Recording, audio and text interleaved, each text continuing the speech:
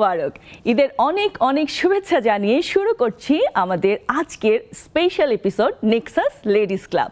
আমাদের সাথে দুজন চমৎকার বন্ধু আছেন যাদেরকে আমার অসম্ভব ভাল লাগে এবং আমার সৌভাগ্য তাদেরকে আজকে এখানে পেয়ে। কারা আছেন পরিচয় করে দিচ্ছি, তার আগে বলে নিয়ে আজকে আমাদের টপিক কি। আজকে আমাদের টপিক হলো উৎসর্গের খুশি। উৎসর্গে খুশি আছে এটা তো আমরা সবাই জানি, এবং যখন কোনো কিছু কারোর জন্য উৎসর্গ করি তখন আসলে মন থেকে খুব শান্তি লাগে। সো দেরি না করে বলে দিই আমাদের সাথে কোন দুজন বন্ধু আজকে আড্ডা দেওয়ার জন্য এসেছেন। আমাদের সাথে আছেন গীতিয়ারা সাফিয়া চৌধুরী, চেয়ারম্যান অ্যাডকম। কেমন আছেন আপনি? ভালো আছি, থ্যাংক ইউ। ঈদের অনেক অনেক শুভেচ্ছা। ঈদ মোবারক। আপনাকে এখানে পেয়ে আমার যে কি ভালো লাগছে আমি বলে বোঝাতে পারবো না। আর আমার কি ভয় লাগছে সেটা আমি সিরিয়াসলি একটু পরে ভয় চলে যাবে, কারণ এত আড্ডা হবে ভয়ের কথা মনেই থাকবে না। আশা করি তাই।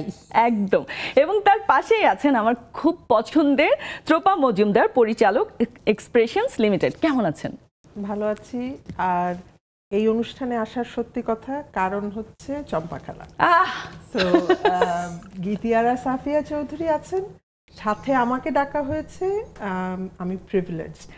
আর আপনি বুঝেন আমার কেমন লাগছে।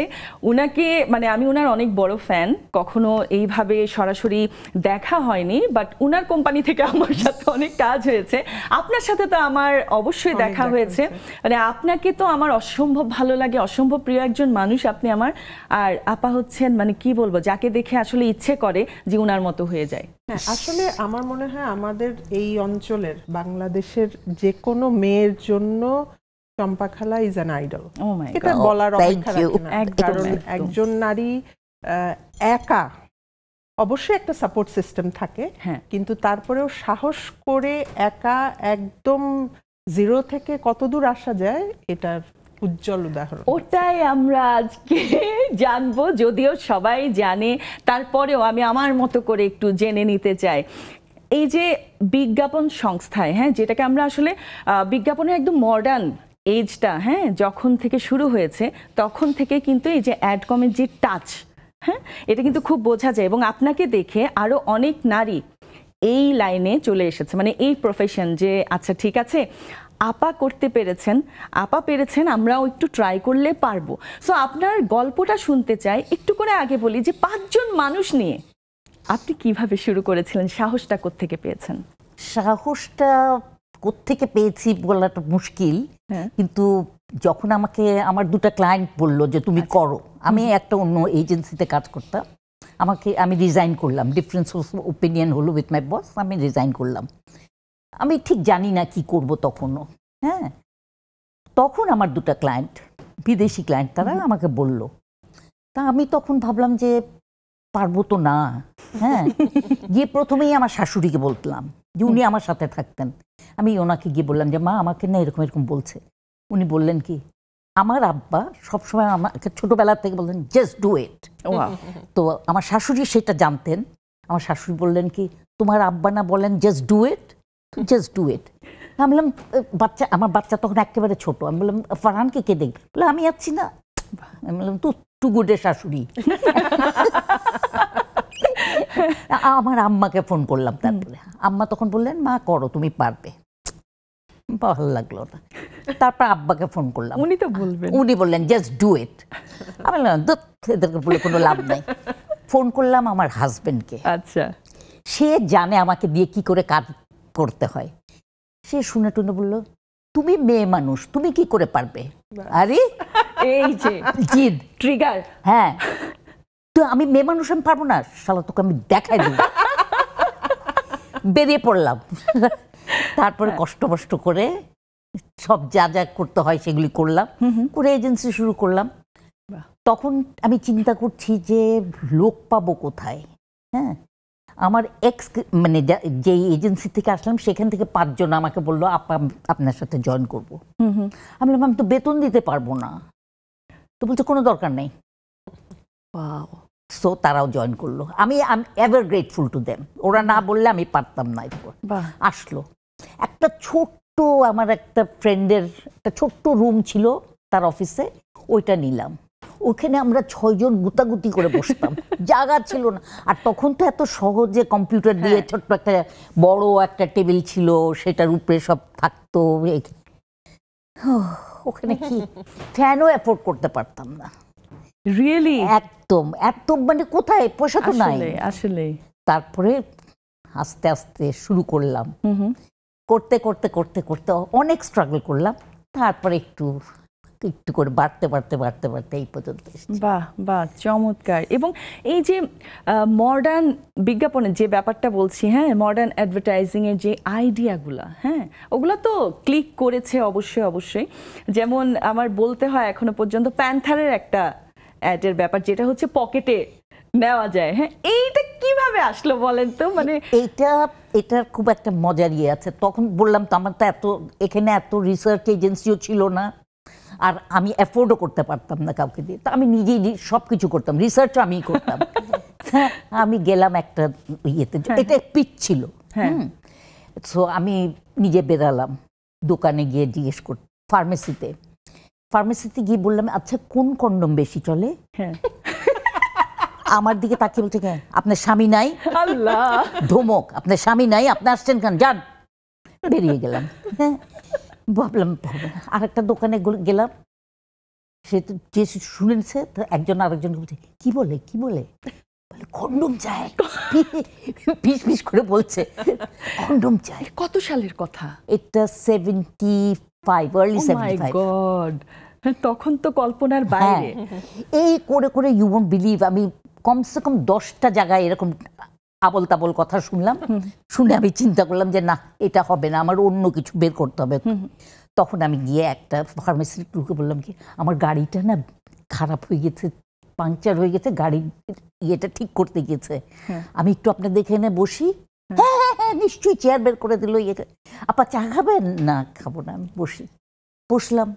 তারপরে আমি দেখলাম লোকজন কি আসে, ফিস ফিস করে চায় ছেলেরা, তারপরে পকেটের মধ্যে গুতাতে থাকে। এইরকম করে করে আমি আরো 10-12টা ইয়েতে একই জিনিস দেখলাম। আচ্ছা, তখন আমি জিনিসটা বুঝলাম যে এটা সাইজটা ঠিক না প্যাকেটের। তারপরে আর একটা জিনিস বের করলাম যে ওইটা প্যান্থারটা হলো কালো। হ্যাঁ, কালো বিড়াল কিন্তু আমাদের কালচারে ব্যাড লাক, একদম ব্যাড লাক। হ্যাঁ, সো কালো বিড়ালকে রাখা যাবে না।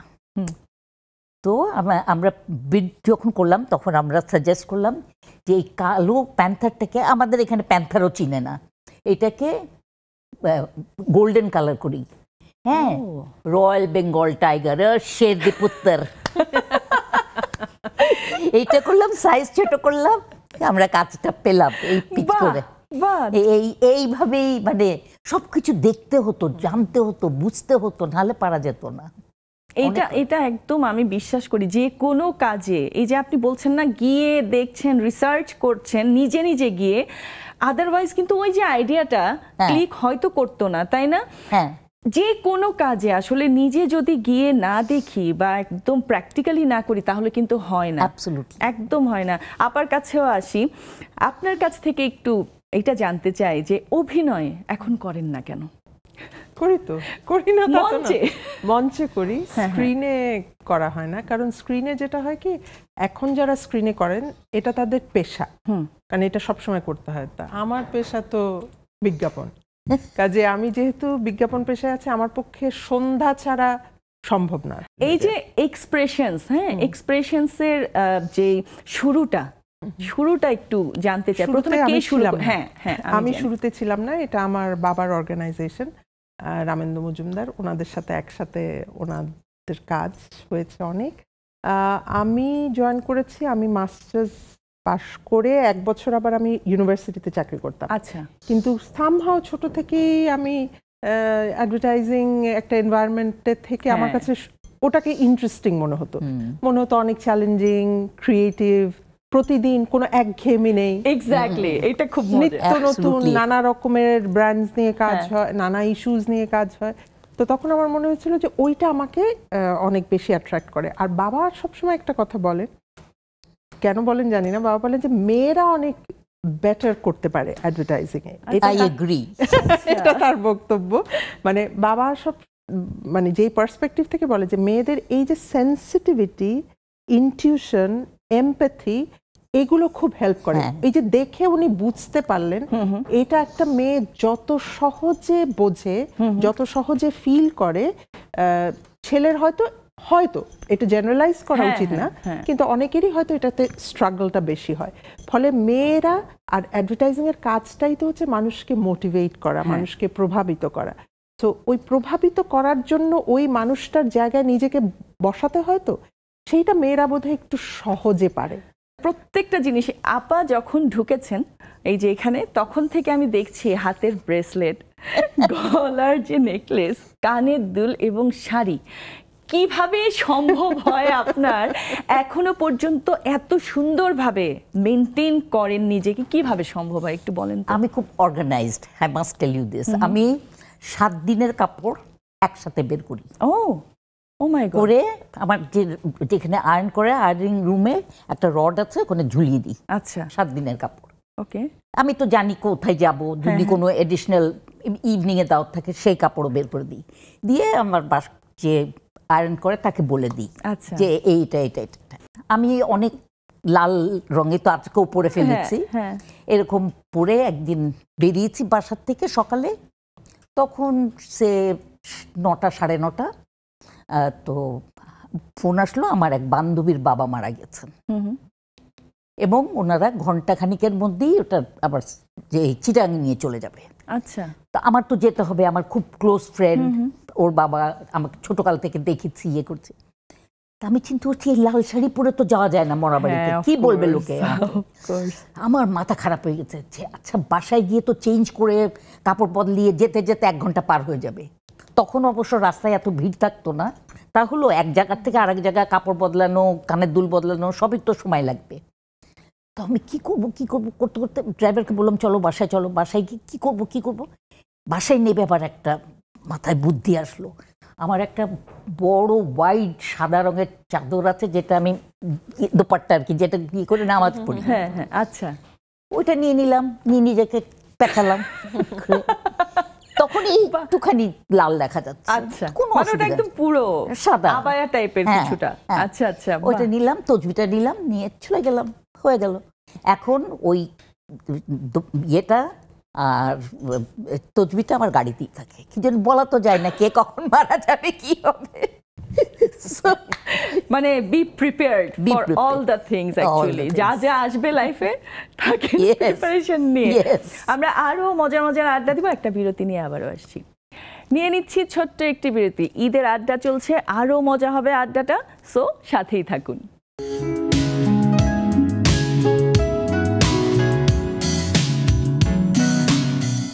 আবারও ফিরে এলাম আমাদের ঈদ স্পেশাল নেক্সাস লেডিস ক্লাবের আড্ডা, আর সাথে আছেন দুজন গুণী মানুষ, এবং অনেক আড্ডা হচ্ছে, আরও আড্ডা হবে, সো আমাদের সাথেই থাকুন এই ঈদের প্রোগ্রামে। আচ্ছা আপা, এই যে শুরুতেই ত্রোপা আপা বলছিলেন আর কি চম্পা খালা, আমি এই নামটা তো আমরা আসলে ওভাবে শুনি না আপনার, আমরা সবসময় আপনার বড় নামটাই শুনি, সো এটা একটু জানতে চাই চম্পা নামটা আসলে কে রেখেছেন? চম্পার নামটা খুব মানে আমি যা শুনেছি বড় হবার পরে সেইটাই বলবো। সেটা হলো যে আমার আব্বা চিন্তা করেছিলেন আমার মেয়ে হবে এবং নাম রাখবো চম্পা। বাহ, আগে থেকেই এবং উনি একটা 1 ভরি চেন আর একটা লকেট সোনার বানিয়েছিলেন, আর তাতে লেখা চম্পা। আগেই বানিয়ে ফেলেছিলেন? হ্যাঁ, আগেই, আমি হবার আগেই। আর আমার আম্মা ওনার বেডরুমের বাইরেই ঠিক একটা চম্পা ফুলের গাছ ছিল, ওটাতে ফুল ফুটতো আর গন্ধ বেরাতো খুব সুন্দর, কি সুন্দর গন্ধ। তো আমার আম্মা চিন্তা করছিলেন আমার মেয়ে হবে, আমার মেয়ের নাম রাখবো চম্পা, তাইলে ও এরকম আস্তে আস্তে গন্ধ নাম ছড়িয়ে যাবে। কি রিলেটেড, হ্যাঁ। চিন্তা করেন। তারপরে আমার আম্মা কিন্তু হাসপাতালে যেতে ভয় পেতেন, খুব ওনার মানে ফোবিয়া ছিল। তো আমরা সব ভাই বোন কিন্তু বাড়িতে হয়েছি, কিন্তু বাড়িতে প্রপার গাইনোকোলজিস্ট আসতেন এবং পুরো একটা রুমকে ওটাকে ইয়ে করে পরিষ্কার করে একদম ডিসইনফেক্ট করে রেখে দিতেন। তো ওইরকম আমার আম্মার পেন উঠেছে, আমার দাদি আছেন সাথে, দাদি ভিতরে, আমার আব্বা ভুলে গিয়েছেন ওই চেনটা নিয়ে আসতে, তা আব্বা গিয়ে নক নক নক করেছেন, আমার দাদি খুলে বলছেন কি হয়েছে, যাও যাও, বলছে না না আমার একটা জিনিস ফেলে গিয়েছি, তাই দিয়ে নিয়ে তাড়াতাড়ি নে, আলমারি থেকে নিয়ে ওটা বেরাচ্ছেন যখন একটু পড়ে গিয়েছে আব্বার হাত থেকে, আমার দাদি দেখে ফেলেছেন। তো আমার দাদি মনে করছেন আব্বা বুঝি আমার আম্মার কোনো সোনার জিনিস নিয়ে বিক্রি করবেন, করে পেমেন্ট করবেন। তো আমার দাদি বলছেন এটা কি নিলি তুই, এটা কি নিলি? বলে এটা আমার মেয়ে হবে আর তাকে দিব সেই জন্যে। আমার আব্বা গম্ভীরভাবে, আমার দাদি তো অস্থির, মানে ওনার, আমার আব্বা হলেন বড় ছেলে, উনি আশা করছেন ওনার বড় ছেলের প্রথম সন্তান হবে ছেলে। আমার দাদি রাগ করে বলছেন তোর যদি মেয়ে না হয় তাহলে কি করবি? হ্যাঁ, তখন আমার আব্বা বলছেন তাহলে ফকিরকে দিয়ে দেব। খুব সাটল না? হ্যাঁ, আমি তাহলে ফকিরকে দিয়ে দেবো। তারপর হলাম আমি। সো আপনি সব ভাই বোনের মধ্যে কোন ভাই বা বোনকে খুব বেশি আদর করতেন? না, আমি সমান করতাম আসলে। আসলে সত্যি, কিন্তু না এক একজন এক এক দিকে ইয়ে আর কি। আমার ভাই বোনরা কিন্তু আমাকে কেউ আপা ডাকে না, আচ্ছা দাদা ডাকে। দাদা ডাকে? ওয়াও, মানে অন্যরকম একটা বিষয় না যে দাদা। এই যে বাবা মা ভাই বোন তাদের বউয়েরা সবাই কিন্তু ওইটাকে সম্মান করেছে। একদম একদম। যে কারণে আমার শাশুড়ি শ্বশুর, মানে এটা আমার, আমি শাশুড়ির কথা খুব বলি, তো সবাই বলে, আমি বলে শাশুড়ি চাপজা। না, যেভাবে আপনি তখন বলেছিলেন আপনার শাশুড়ির কাছে গিয়েও আপনি মানে নিরাশ হয়েছেন যে তুমি পারবে, এই কথাটা শুনে। এরকম এখন তো অনেকেই আছে যে এই যুগেও এসে অনেক সাপোর্ট কিন্তু পায় না ফ্যামিলি থেকে, কিন্তু আমি শিওর আপনি ওই সাপোর্টটা অনেকটুকু পেয়েছেন, তাই না? এই যে বউ শাশুড়ির যে দ্বন্দ্ব, আমার মনে হয় এটা কখনো হয়নি, কোনোদিনও না, উল্টোই হয়েছে। উল্টো। আপনার ছেলে মেয়ে কখনো বলেনি যে মা তোমার হাতে তো রান্না খেলাম না কখনো? না, ওরাও মনে করছে না। আমি যেমন আমার মেয়েকে বলি যে তুমি তো কখনো বলতে পারবে না যে মার হাতের এই রান্নাটা। তো ওরা তো এখনকার সময়ের ছেলে মেয়ে, ওদের হচ্ছে মাস শাট আপ, এই একটা বিষয়, এটা একটু কোনো বলার মতো বিষয় না। ওরা তো অন্যভাবে তৈরি হয়েছে, কিন্তু আমিও একদম ওই লাইনে আজ পর্যন্ত কোনোদিন রান্না করি।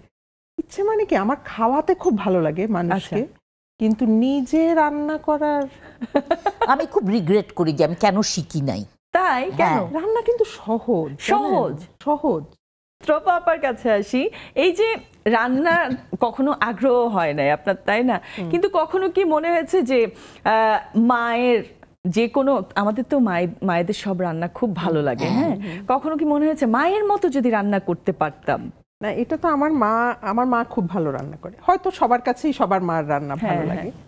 তো মা আমাকে খুবই ইন্সপায়ার করার চেষ্টা করে, একদিন একটু চেষ্টা করো, এটা করো, এটাও একটু করো। কিন্তু কোনোভাবেই আমি মার অনেক কথা শুনি, বেশিরভাগ কথাই শুনি, এটা মা আমাকে শোনাতে পারে। তো কিন্তু মার মতো আমি রান্না করব ওই রকম ইচ্ছে আমার হয়নি, আসলে হয়নি। কিন্তু ওইটা যেটা হয় যে ওই যেহেতু আমি খাওয়াতে ভালোবাসি, মানুষজনকে খাওয়াতে ভালোবাসি, তখন মনে হয় যে একটু যদি চটপট কিছু রাঁধতে টানতে পারতাম তাহলে ভালো হতো। এবং আমার মেয়েটাও হয়তো বলতে পারতো যে মার, আমি যেরকম ভাবে বলি যে আমি আর কারো পায়েস খাই না, শুধু মারটাই খাই, ওটা ছাড়া আমার ভালো লাগে না, এরকম অনেকগুলো রান্না আছে, ও হয়তো বলতে পারতো, ওইটুক মনে হয়। কিন্তু মার মতো আমিও রাঁধতে যদি পারতাম। এরকম কোনো মজার গল্প আছে কিনা, মানে খাবার দাবার নিয়ে বা রান্না নিয়ে? যেমনটা শুনলাম আর কি, ডিম, মিষ্টি, মুরগি পেরেছে, মানে এমনও হয় না অনেক সময় থাকে বিয়ে বাড়িতে বা নিজের বিয়েতে, হ্যাঁ, ওই যে বরের পক্ষ আসলো, হ্যাঁ, কোনো না কোনো একজন থাকে, হয়তো মামা বা খালা বা এরকম কেউ, যে ওই পছন্দের আইটেমটা নাই ওখানে, হ্যাঁ, তখন গিয়ে একটু বলে যে আচ্ছা এই আইটেমটা এখানে নাই কেন, আমরা তো এটা চেয়েছিলাম। এরকম, এটা কমন আর কি, খুবই কমন। আমি জানি আপনার বিয়েতে এরকম কিছু হয় না। আমার বিয়ে তো বাড়ির মধ্যে হয়েছে। আচ্ছা, একটু শুনি। আমার একদমই বাড়িতে হয়েছে, কারণ আমার মা বাবার সবসময় ইয়ে ছিল যে আমাদের এত বড় সার্কেল, হ্যাঁ, অনেক বড়, আমি যদি মানুষ খাওয়াতে চাই তো ঢাকা শহরের অর্ধেক লোককে খাওয়াতে হবে। আর মা খুব বলে সবসময় যে তেলা মাথায় তেল দিতে আমি চাই না, যার আছে তাকেই আবার ডেকে খাওয়ানো, তার চেয়ে ওটা যদি আমি কোথাও ইয়ে করি। আর আমাদেরকে বেড়াতে যাওয়ার জন্য তারা টাকা দিয়ে দিয়েছিল, আমরা ঘুরতে গেছিলাম। আর বাড়ির মধ্যেই হয়েছে, একদমই ক্লোজ। আমার কয়েকজন মামা খালা যে কয়েকজন ঢাকায় ছিলেন তারা, আর আমার মার আবার 14 ভাই বোন, সুতরাং সবাই 14 ভাই বোন, তাহলে সবারই বাচ্চা কাচ্চাকে বললে ওটা তখন আর ছোট থাকতো না। খুব রেস্ট্রিক্ট করা হচ্ছিল যে না কোনো বাচ্চারা আসতে পারবে না, শুধু ভাই বোনরা আসতে পারবে। হ্যাঁ, শুধু আমার মামা খালারা এসেছিলেন। তো ঢাকায় তো খুবই অল্প ছিলেন, কাজে অল্প কয়েকজন মামা খালা আর আমার জ্যাঠা মানে বাবার দিকের জ্যাঠা জেঠি, আমার ফুপু, এই আর আমার শ্বশুরবাড়ি থেকে হয়তো 15-20 জন এসেছিলেন। এই করে বাড়ির মধ্যেই আমাদের বাড়ির রান্না, মুরগির মাংস, পরোটা, এই সেই এরকম করে আমাদের বিয়েটা হয়েছিল। তো খুবই ঘরোয়া। এবং যেটা ভালো হচ্ছে যে আমার মা বাবা এভাবে চেয়েছেন, সেটা যে আমার শ্বশুরবাড়ির লোকও অ্যাকসেপ্ট করেছিল, জানতে চাইতাম যে তারাও অ্যাকসেপ্ট করেছেন। হ্যাঁ, ওনারাও এটাতে কোনোই আপত্তি ছিল না, ওনারাও পছন্দ করেছেন, ওইভাবেই আমাদের বিয়ে হয়েছে। বাহ, চমৎকার। ঠিকই আছে এখনো পর্যন্ত। হ্যাঁ, সেটাই, ভাইয়ার সাথেও কাজ করা হয়েছে, বুঝছেন। তো আমি দুজনকে মানে যখন দেখি বা আলাদা আলাদা ভাবেও দেখছি, তখন মনে হয় হ্যাঁ মানায় মানে কি, আমার কে যেভাবে চেনে খালা আপনকেও খুব ভালোভাবে চেনেন। আপন আর আমরা সবসময় বলি যে আমাদের একটাই মিল, আমাদের বিয়ের তারিখটা এক। এছাড়া আমরা দুজন একদম দুই বিপরীত মেরুর। আসলে কিন্তু বোঝাই তো যায় না। না, খুবই বোঝা যায়, যারা কাছে থেকে চেনে, যারা খুব দেখে, তারা খুব ভালোভাবে জানে যে একটি বিষয়ও আমাদের মিল নেই, না কোনো একমত আমরা কখনোই হই না। সারাক্ষণ যুদ্ধ করি, সারাক্ষণ মারামারি করি, দুজন খুবই টায়ার্ড হয়ে যাই। পরে আচ্ছা ঠিক আছে, ঠিক না সেটা আমি বলি, আমি চুপ করে থাকি। বাহ, আচ্ছা এরকম তো দুজনেই তো একই জায়গায় আছেন। হ্যাঁ, সো থাকে না অনেক সময় কনসেপ্ট, কোন একটা বিজ্ঞাপন বানানো হবে, এই কনসেপ্টটা আপনার খুব ভালো লেগেছে, কিন্তু ভাইয়ার হয়তো কিছুটা দ্বিমত আছে।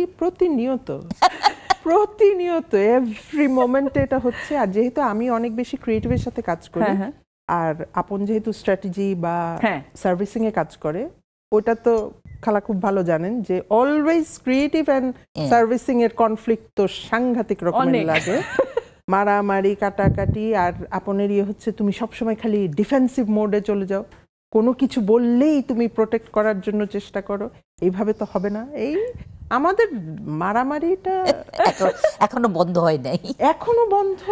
মানে এটা আপনার মেয়ে কিছু বলেন না, মানে সে লাইক ওকে ফাইন না, ও ইগনোর করে একদম। মানে ও খুবই বিরক্ত যে এটা নিয়ে আর বলার কিছু নাই, এটা হবে না, এটা গন কেস, এটা এরকমই থাকবে। তখন মনে হয় ওই যে মায়েদের মতো মনে মনে বলে থাক, কিছু আর বলার নাই, কাকে কি বলবো, কাকে কি বলবো, এরা যেরকম এরকমই থাকবে, এদেরকে বলে লাভ। একদম। আমরা আরেকটা বিরতির পরে আরো গল্প করব, আরো আড্ডা হবে। নিয়ে নিচ্ছি আরেকটি ছোট্ট বিরতি, যাচ্ছি আর এক্ষুনি ফিরছি, সাথেই থাকুন।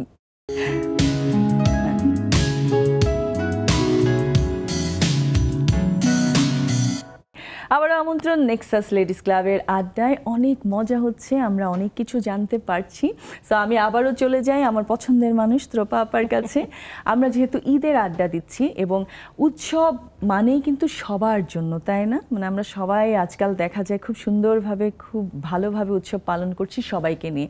সো আপনার কাছ থেকে একটু শুনতে চাই আপা, এই যে যাই হোক, ঈদ হোক বা পূজা হোক, যে কোনো উৎসবে আপনার এই যে চারদিকে যাওয়ার, দাওয়াতে যাওয়ার বা দাওয়াত দেওয়ার যেসব প্রচলন থাকে আর কি, এগুলো কেমন থাকে একটু শুনি। আসলে আমার যেটা মনে হয় যে ঈদ বা উৎসবের আনন্দটা যত বয়স কম থাকে তত আনন্দটা বেশি হয়, বয়স বাড়তে থাকলে তখন দায়িত্বগুলো বাড়ে, সত্যি কাজকর্ম বাড়ে। তো ছোটবেলায় আমি যেটা বলছিলাম, আমার মারা 14 ভাই বোন, তো আমাদের ঈদের রিচুয়ালই ছিল যে আমরা সবাই নানু বাড়িতে যেতাম। আচ্ছা, তো ঈদের একটা বেলা আমাদের একসাথে খাওয়া হতো। তো 14 ভাই বোন, তাদের প্রত্যেকের মিনিমাম একটা বাচ্চা, একমাত্র আমি হচ্ছে একটা বাচ্চা, আর সবারই তো 2, 3, 4 এরকম করে। তো ওই বাড়িতে মানে ওর চেয়ে আনন্দের আর কিছু আমাদের ছিল না। তো ছোটবেলায় উৎসবটা অনেক বেশি ওই নানুবাড়ি কেন্দ্রিক ছিল, ঈদটা অনেক বেশি নানুবাড়ি কেন্দ্রিক ছিল।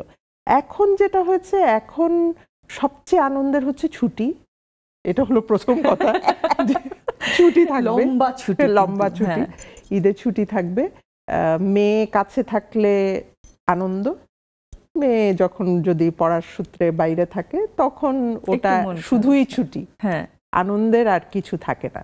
তবে শুরুটা তুমি যেটা দিয়ে করেছিলে যে উৎসর্গ করা, আসলেই তো যে কোনো সময় এটা উৎসব হোক উৎসব না হোক, নেওয়ার চেয়ে দেওয়ার আনন্দ হচ্ছে কয়েক গুণ বেশি। একদম সত্যি। তো উৎসবকে কেন্দ্র করে আমার বর যেমন অনেক সময় আমাকে বলে যে আমি রোজার ঈদের আমার শ্বশুরবাড়ি সবার জন্য কাপড় চোপড় কিনতে খুবই কষ্ট হয়, কিন্তু আমার মনে হয় যখন আমি দেই এত আনন্দ হয়, আনন্দটা বা আমাদের যারা আশেপাশে সাপোর্ট স্টাফ আছে তাদেরকে যখন দেই, যে আনন্দটা হয়, এই আনন্দের সাথে কোনো কিছু প্রাপ্তির আনন্দকে মেলালে খুব ভুল হবে। একদম দেওয়াটা অনেক বেশি আনন্দের। তো উৎসবটা বারবারই আমাদের এই যে একজন আরেকজনকে দেওয়া, আমিও কারো কাছ থেকে পাচ্ছি, আমি কাউকে দিচ্ছি, এই আদান প্রদানটা উৎসবের আনন্দকে আমার মনে হয় অনেক গুণ বাড়ায়। আসলে অনেক গুণ বাড়িয়ে দেয়, তাই না আপা?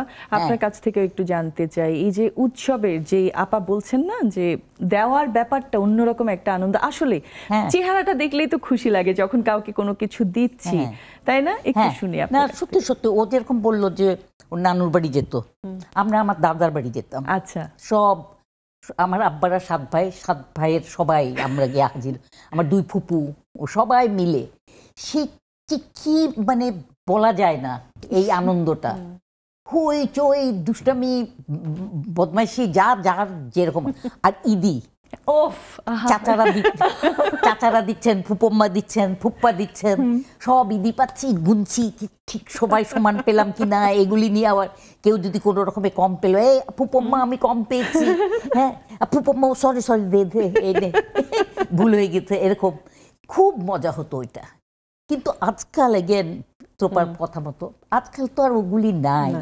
আপনার দাদুর ব্যাপারে বিশিষ্ট ভাষাবিদ ডক্টর মোহাম্মদ শহীদুল্লাহ, সো এই যে ঈদে যখন আপনারা সবাই এক হতেন, থাকে না এই যে দাদার কাছ থেকে একটু বেশি পাওয়া, এরকম একটা ঝোঁক তো থাকে সবার মধ্যে, সো একটু গল্পটা শুনতে পেতাম। তাই আমরা বেশি দাদুর কাছ থেকে, তাই না? সবাই ওয়েট করতাম যে দাদুরটা কখন পাবো, দাদুরটা লাস্ট পেতাম আর কি। সবার শেষ হওয়ার পরে, সবাই দিবার পরে তো আমার দাদি বলতেন আল্লাদিরা সব পাচ্ছে, সব আল্লাদিগুলো পাচ্ছে। তো দাদু বলতেন কেন তোমাকে দিয়েছি না শুদ্ধ, তোমাকেও তো দিয়েছি। তখন আমার দাদি বলতেন চুপ। এরকম মজা লাগতো শুনতে, কিন্তু এইটার মতো একটা আনন্দ ছিল। দাদুর কাছ থেকে বেশি পাচ্ছি, চাচাদের কাছ থেকে, চাচারা আবার সব সমান সমান দিতেন। এই চাচা যদি 10 টাকা দিতেন, উনিও 10 টাকা, উনিও 10 টাকা, 10 টাকা 10 টাকা, তখন 10 টাকা 10 টাকা তো অনেক টাকা না, তখন আসলে বাচ্চাদেরকে দিলে অল্পতেই আনন্দটাও বেশি ছিল। কারণ আমি আমার নানু বাসায় দেখেছি আমার মামিরা পর্যন্ত বাবার কাছ থেকে না টাকা দিতেই হবে, তো বাবা টাকা দিলে এবং তারপরে কি হলো, 1 ক্রেট কোল্ড ড্রিঙ্ক এনে আমরা ওইটাই আমাদের একটা বিরাট ব্যাপার, সবাই মিলে খাবো।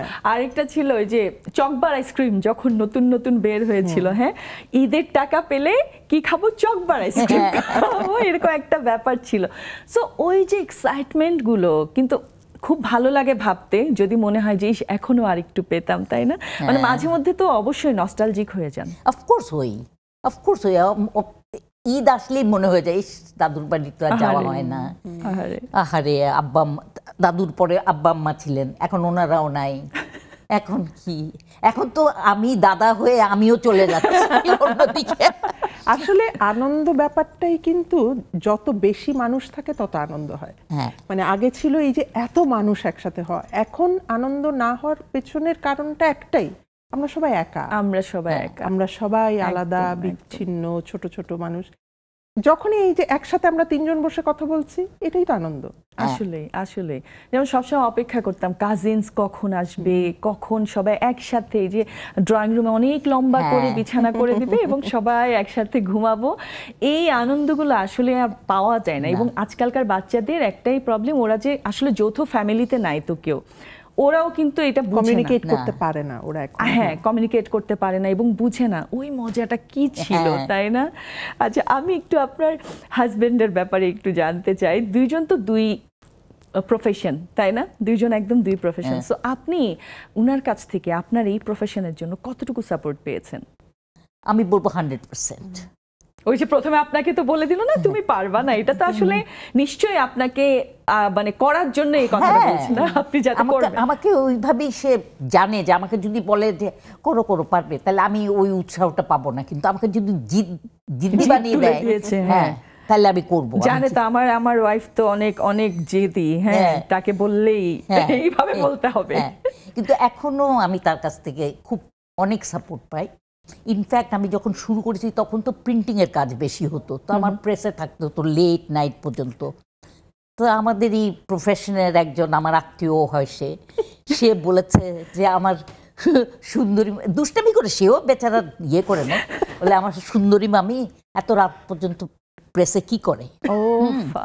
তো তখন এটা আবার তার নানি শুনেছে, তার নানি হলো আমার শাশুড়ির বোন, উনি এসে আবার আমার শাশুড়িকে বলছেন যে দেখো এইগুলি বলছে, চম্পাকে বলবে ও যেন কানে না নেয়। আমার খালা শাশুড়িও দেখো সাপোর্ট করছেন। তারপরে আমার শাশুড়ি আমাকে ডেকে বলছেন কি, শুনো মা, এটা যদি কেউ বলে তোমার তুমি কি, আমি তোমাকে কোনোদিনও কিছু বলেছি?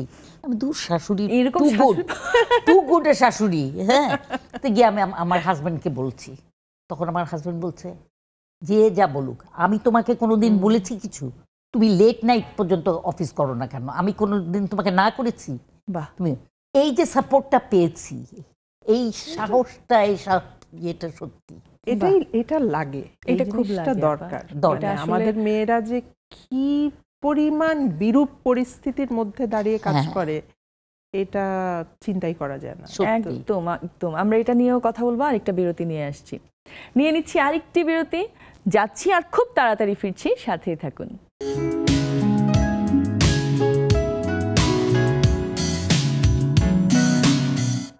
আবারও ফিরে এলাম আমাদের আড্ডায়। টোপা আপার সাথে কথা হচ্ছিল, আবার চলে যায় আপার কাছে। এই যে আমি আসলে আপনার কথা শুনে মনে হচ্ছিল যে ওই সময় এরকম শাশুড়ি, এরকম খালা শাশুড়ি, মানে যারাই আছে এত সাপোর্টিভ মানুষ পাওয়া আসলে ভাগ্যের ব্যাপার, ঠিক না? যেটা আপা এখনো দেখা যায় অনেক জায়গায়। কোনো মেয়ে যদি কাজ করতে চায়, সে ভালোবেসেও যদি কোনো কাজ করে, এমনকি একটা মেয়ে যদি সে অনলাইনে কাপড়ও বিক্রি করছে, তখনও কিন্তু তাকে কথা শুনতে হচ্ছে, এবং অনেকেই কিন্তু থেমে যাচ্ছে। এরকম নিশ্চয়ই আপনিও দেখেছেন, তাই না? অবশ্যই দেখেছি, কারণ এখন কি খুব কমন নিয়ে দেখবে যে স্বামী স্ত্রী ধরো দুজনেই চাকরি করে, দুজন যখন কাজ করে বাড়ি ফেরে তখন স্বামী খুবই ক্লান্ত, আর স্ত্রীকে কি করতে হবে? রান্না করতে হবে, একদম ঘর গুছাতে হবে, বাচ্চাদের পড়াতে হবে, সবকিছু করতে হবে স্ত্রীর। আর কিছু আর না করলে তখন হচ্ছে যে সংসারকে দেখবে, সংসার তো উচ্ছন্নে চলে গেল, অ্যাজ ইফ সংসারটা দেখার দায়িত্ব শুধুমাত্র মেয়েদের। আগের আর এখনকার সময় আমার কাছে যে তফাৎটা মনে হয়, চম্পা খালা যেটা বললেন ওনারটা এক্সেপশন, একদম উনি যেই সাপোর্টটা পেয়েছেন সেটা সেই সময়েও খুব কম পরিবারেরই সাপোর্টটা ছিল, তখনও এক্সেপশন, এখনো এটা এক্সেপশন। এখন যেটা কমপ্লেক্স হয়ে গেছে সেটা হচ্ছে যে আগে মেয়েদের যেহেতু এক্সপোজার ছিল না, মেয়েরা বাইরে যেতই না বা অত পড়াশোনাও ছিল না, মেয়েরা জানতোই না তার চাওয়াগুলো, চাহিদাটাই বুঝতো না যে আমার এটা হতে পারে, আমি ওখানে যেতে পারি। কিন্তু এখন তো মেয়েরা সেটা বোঝে, মেয়ের সেই অনুভূতিগুলো হয়েছে, ও বাইরের জগৎটা সম্পর্কে জানে, ফলে এখন টানাপোড়েনটা অত্যন্ত বেশি হয়ে গেছে এবং মেয়েদের ভয়েস হয়েছে, মেয়েরা এখন কথা বলতে পারে, আগে তো কথা বলতে পারতো না, ফলে কনফ্লিক্টটা অনেক বেড়ে গেছে। আমি বলবো না যে পেছনের দিকে যাচ্ছে, ডেফিনেটলি এটা করতে করতে করতে করতেই একটা সময় মেয়েদের সেই শক্তিটা আসবে। সেই শক্তিটা তখনই আসবে যখন সমাজ মেয়েদের দিকে আঙুল তোলাটা একটু কমাবে, কারণ যে কোনো কিছু করলে দোষটা মেয়েটারই হয়। একদম। আপার কাছ থেকে একটু শুনতে চাই, এই যে এখনকার প্রেক্ষাপটে আপনি তো দেখছেন, তাই না, যেভাবে ত্রোপাপা বললেন যে আপনার আসলে এক্সেপশনাল ব্যাপারটা, তখনও কিন্তু এরকম নারীরা ছিল এবং তখন আসলেই বুঝেনি যে কি চায় কি চায়। মেয়েরা হয়তোবা, আমার যেটা মনে হয়, আমি সবসময় বলি যে আমরা মা হিসাবে আমাদের একটা দায়িত্ব আছে। আমরা কিন্তু ডিসক্রিমিনেট করি ছেলে মেয়ের মধ্যে, এটা করা উচিত, এটা একদম উচিত না। ছেলেকে মেয়েকে সমান চোখে দেখতে হবে। আমি বলছি না ছেলেকে দাবিয়ে রাখো, ছেলেকেও শেখাও, কিন্তু ছেলেকে এটাও শেখাতে হবে যে you have to respect women, ছোটকাল থেকে শেখাতে হবে। আবার শিখাতে হবে যে ছেলেই শুধু ছেলের মতো কাজ করবে আর মেয়েই শুধু রান্নার ঘর এগুলি করবে তা না। হ্যাঁ, আমার একটা ছেলে একটা মেয়ে, দুইজনকে আমরা ইকুয়ালি ট্রিট করি, এভরিথিং ইকুয়াল। আমার মেয়েও একদিন ও ড্রাইভিং শিখলো, তা আমি চিন্তা করলাম ডিফারেন্সটা, যে আমার আম্মা ওয়েট করতেন আমার আব্বার ছুটি না হওয়া পর্যন্ত, উনি ওনার বাপের বাড়ি যেতে পারতেন না। নট দ্যাট আব্বা না করতেন, বাট উনি সাহস পেতেন না যেতে। আমি ঠিক আছে, আমি ওয়েট করতাম ড্রাইভার আসলে আমাকে নিয়ে যাবে আমার আম্মার বাসায়। আমি নিয়ে, আমার মেয়ে তখন গাড়ি চালিয়ে, ও মোটরসাইকেল চালায়, সাইকেল চালায়, যেটা ইচ্ছা সেটা চালিয়ে চলে আসছে সে আমার বাসায়। এই জিনিসগুলো এনকারেজ করতে হবে। আমি মা হিসেবে যদি না করতাম, আমি যদি ওকে বলতাম এই তুমি এটা করতে পারবে না, এটা তোমার করার কথা না, তা না। এবং ছেলেকেও শেখাতে হবে ওই সেম জিনিস, যে তুমি রেসপেক্ট করতে হবে। ও তোমার বোন বলে যে তুমি ওকে ইয়ে করবে তা না, এটা আমাদের মা হিসাবে দায়িত্ব। এবং আমি শাশুড়ি হিসাবে আমার দায়িত্ব আমার বউকে এনকারেজ করা, তাই না? এই জিনিসগুলো আমাদের করতে হবে। এই যে মা হিসেবে বললেন না, তার মানে মা কিন্তু একটা বিরাট ব্যাপার। হ্যাঁ, আমরা মা, এটাও সত্যি, আমারও কিছু আলাদা রেসপন্সিবিলিটি থাকে মা হিসেবে সন্তানের। আমি যেই কাজটা করতে পারবো সেটা আর কেউ পারবে না। কিন্তু তার মানে এই নয় যে আমি বাইরের আর 10টা জিনিস করে ওই কাজটা করতে পারবো না। ওইটাও আমি পারবো। আবার মার যেরকম আলাদা কিছু রেসপন্সিবিলিটি আছে, বাবারও আলাদা রেসপন্সিবিলিটি আছে। বাবার রোলটা মা প্লে করতে পারবে না, বাবা তো বাবাই, মা মা। কাজে ওই জায়গাগুলো যদি আমরা সবাই রেকগনাইজ করি এবং স্বীকার করি এবং সাপোর্ট করি এক্স্যাক্টলি একজন আরেকজনকে, তাহলেই কিন্তু ঘটনাটা অনেক সহজ হয় এবং সবাই লাভবান হয়। এইটা কেন পুরুষ মাইন্ডসেটে আসে না, আমি এটা ঠিক বুঝতে পারি না, যে কেন মনে করে যে এটাতে আমরা লুজার হব। তা তো লুজার হবে না। কোথাও না কোথাও কি ইনফেরিয়রিটি কমপ্লেক্সে ভোগে, মানে লাইক একটা নারী যে এগিয়ে যাচ্ছে, হ্যাঁ, সো এটা কি ব্যাক অফ মাইন্ড থাকে অনেক ফ্যামিলিতে, যে ও তো অনেকটুকু এগিয়ে যাচ্ছে, পরে দিয়ে ওকে তো ধরাছোঁয়ার বাইরেও চলে যাবে, এরকম কিছু মনে হয় মাইন্ডে থাকে যারা আসলে আটকাতে চায়? অবশ্যই থাকে, হ্যাঁ অবশ্যই থাকে। কখন থাকে না জানো? যখন পুরুষটি কনফিডেন্ট হয় যে আমি আমার কাজে তো সফল, বা আমি আমার কাজটা পারি। সফল অসফল বিষয় না, ব্যর্থতা বিষয় না, বিষয়টা হচ্ছে আমি জানি আমি কি। ওইটা নিয়ে যখন একটা পুরুষের কোনো কনফিউশন থাকবে না, যেমন আমি শুনেছি মা বাবার যখন বিয়ে হয়, আমার মার তখন 2টো MA, তো বাবার এক বন্ধু বলেছে যে বুঝো 2টা MA পাস বিয়ে করছো, পরে তো বুঝবা ঠেলা তোমাকে ডমিনেট করবে। আমি তো সারা জীবন দেখেছি আমার বাবা আমার মাকে সর্বোচ্চ দিয়ে তার অভিনয়, তার নাটক, তার প্রফেশন সবকিছুতে সাপোর্ট করেছেন। আমার মনে হচ্ছে এটা তখনই করতে পেরেছেন বিকজ হি নোজ যে তার তো নিজের জায়গা আছে, ওটা নিয়ে তার কোনো ক্রাইসিস নেই। কিন্তু ওইটা তখনই পুরুষরা করে যখনই তার যোগ্যতায় কোথাও ঘাটতি থাকে, তখনই সে ভয় পায়, আরে ও বেশি হয়ে গেলে কি হবে, এই ভয়টা থাকে। কিন্তু এটা কেন মেয়েদের তো কখনো হয় না, হ্যাঁ, মেয়েরা কিন্তু স্ত্রী হিসেবে সব সময় স্বামী উন্নতি হলে খুশি হতে থাকে। অথচ একটা মেয়ে যখন আসলে ইনকাম করে, হ্যাঁ, তার কিন্তু স্বামীরও অনেক, হ্যাঁ সংসারে তো দিচ্ছে, স্বামীর অনেক হেল্প হচ্ছে। এই জিনিসটা কেন বোঝে না? আপনার কাছ থেকে একটু শুনতে চাই, আপনার কি মনে হয়, মানে এই কমপ্লেক্সিটিটা আসলে কোথায়? এই তো বললাম, ছোটকাল থেকে এটা যদি মাথার মধ্যে ঢুকিয়ে দেওয়া হয় তাহলে বুঝবে, নাহলে তো বুঝবে না। হ্যাঁ, এইটা তো আমরা ঠিক আছে, তোমার আব্বু এটা করছে, দেখেছো আব্বু কি ভালো একটা কাজ করলো, আমার বলতে হবে আমার ছেলে মেয়েকে। তো এই জিনিসগুলো আমাদের নিজেদের করতে হবে। আমি সবসময় এই কথা বলি যে নিজেরা যদি আমরা না চেঞ্জ করি হবে না। একদম একদম সত্যি কথা বলেছেন। আমরা একদম শেষ পর্যায়ে চলে এসেছি। জাস্ট নারীদের উদ্দেশ্যে যদি আপা একটু কিছু বলতে চান, সকল নারীকে উদ্দেশ্য করে বলেন, আপনার কাছ থেকে 2টা কথা শুনুন। আমি কতটুকু বলার যোগ্যতা রাখি আমি জানি না, কারণ আমি নিজেই মনে করি যে আমার ভেতরে নারী হিসেবে অনেক অনেক ঘাটতি আছে। কিন্তু আমি চাই যে অন্য নারীদের সেটা না থাকুক। সেটার প্রথম বিষয় হচ্ছে সাহস। মেয়েদের সাহস থাকতে হবে সবকিছু করার। আপনার চারপাশে আপনাকে সমালোচনা করার, তিরস্কার করার, আপনাকে পেছন থেকে টান দেওয়ার সমাজের কটু কথা বলবার অভাব নেই, প্রচুর লোক আছে, কিন্তু ওই যে সাহস করে বেরোনো, এটাই হলো আপনার যেটা ভালো লাগে না, আপনার যেটা অন্যায় মনে হয়, আপনি সেটা থেকে বেরিয়ে আসবেন। যত দ্রুত ওটা থেকে বেরোতে পারবেন, যত দ্রুত ওটাকে ওভারকাম করতে পারবেন, তত দ্রুত আপনি শান্তি পাবেন। জীবন একটাই, শান্তিতে আনন্দ নিয়ে বাঁচতে পারাটাই হচ্ছে সবচেয়ে বড় ব্যাপার। খুবই খুবই সুন্দর আপা, আপনি আমি আই এগ্রি উইথ ত্রুপা 100%। আমি এটার সাথে আর কিছু অ্যাড করতে চাই না, ও যা বলছে আমি একই কথা। সত্যি বলেছে, ওই সাহসটাই আসলে দরকার, তাই না?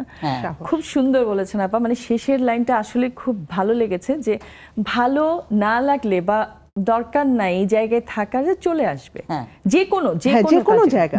আমি অন্যের কথার ভয়ে, অন্যের মানে কিছু কথা শুনবো, কুদৃষ্টি দেবে, আমাকে তিরস্কার করবে, এই ভয়ে জীবনটা অন্যের নয়, জীবনটা আমার। একদম আমরা ওটাই ভুল করি, যে সবসময় অন্য কি বলছে। আপা, দর্শকদের উদ্দেশ্যে যদি কিছু বলেন। দর্শকদের মধ্যে অনেক নারী আছেন, তাদের উদ্দেশ্যে বলতে চাই, আপনাদেরকে তো ঈদ মোবারক জানাচ্ছি। আপনারা সবাই সাহস করে এগিয়ে যাবেন, তাইলে আপনাদেরকে কেউ পিছে টেনে আনতে পারবে না। সাহসটা হলো সাহসেই লক্ষ্মী, এইটা মনে রাখবেন এবং সুন্দরভাবে কাজ করে যাবেন। Best of luck. অনেক অনেক ধন্যবাদ আপনাদের দুজনকে আজকে এখানে আসার জন্য এবং এত সুন্দর করে আড্ডা দেওয়ার জন্য। আমি খুবই আপ্লুত এবং দুজনকে ঈদের দিন পেয়ে আসলে আমার খুব ভালো লাগছে। আমার ঈদ সফল। আজকের মতো এখানেই বিদায় নিচ্ছি। আমি শিওর আমার মতো আপনাদের খুবই ভালো লেগেছে দুজন গুণী মানুষকে আজকের এপিসোডে পেয়ে। সো ভালো থাকবেন, সুস্থ থাকবেন এবং বেশি বেশি করে খেয়ে অসুস্থ হয়ে যাবেন না। আজকের মতো বিদায় নিচ্ছি।